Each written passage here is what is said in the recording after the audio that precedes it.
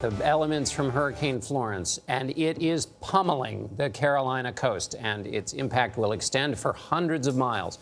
The center of the storm just made landfall in Wrightsville Beach, North Carolina. Florence is packing sustained winds of 90 miles an hour. It has already dumped more than 7 inches of rain in some areas, and the rainfall is likely to set records over the next few days. This slow-moving storm, and that is the problem, is expected to bring extreme devastation due to its massive size. The amount of destruction will depend on how long Florence hangs around. CBS Evening News anchor, that's Jeff Glor. There he is, standing in the elements, leading our coverage in Wilmington, North Carolina right now. Jeff, good morning. Hey, Gayle, good morning. Yeah, we've hit the point where it doesn't matter what you're wearing.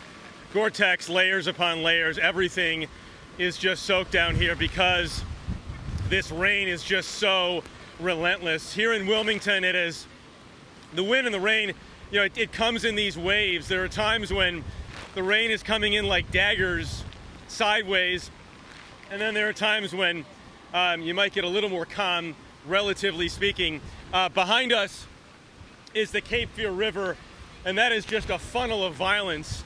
It has really been moving this morning, especially when we get more of these gusts coming through. But we really are in the middle of it right now. And again, a storm, Florence, that is so big, 400 miles, bigger than both of the Carolinas combined, that is not moving quickly. And as it stays here, and as it sits over the Carolinas, the biggest concern remains not the wind we're experiencing right now. This is not a Cat 5, it's not a Cat 3, it's a Category 1. Yes, there's strong winds. Is it going to blow down a lot of buildings? Probably not. The bigger concern is the surge for those folks, especially in some of these coastal communities. And then when you talk about that water getting inland into some of the larger cities as it continues to pile up, because as you all know, North Carolina and the Carolinas in general already saturated. They've already dealt with a record rainfall this year. It's not easy for them. They don't want to deal with 5 or 10 inches of rain, never mind the 20 to 40 potentially that's going to come down here as Florence just sits and churns and spins before eventually moving inland.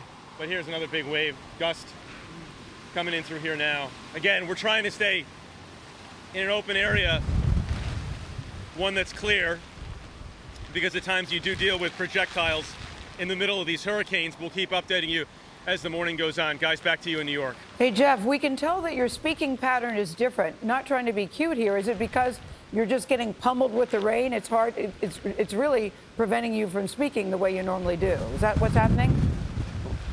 I'm trying to make sure you can hear me. Yeah. It's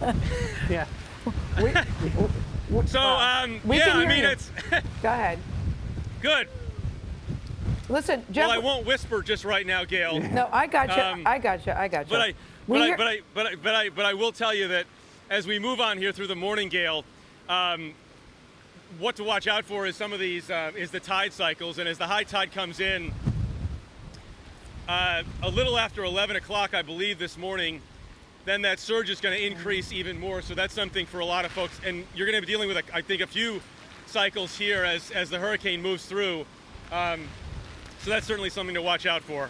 Yeah, I never thought about it, guys. Thank you, Jeff. Screaming and shouting in the rain so you can be heard while the water is coming into your mouth. That qualifies as very difficult. Normally when it rains, you hold something over your head. He was bracing as if something were coming at him just vertically right in his face. You can see him anticipating the gusts as well, as he described that funnel of violence behind him. We'll get back to Jeff in just a few moments.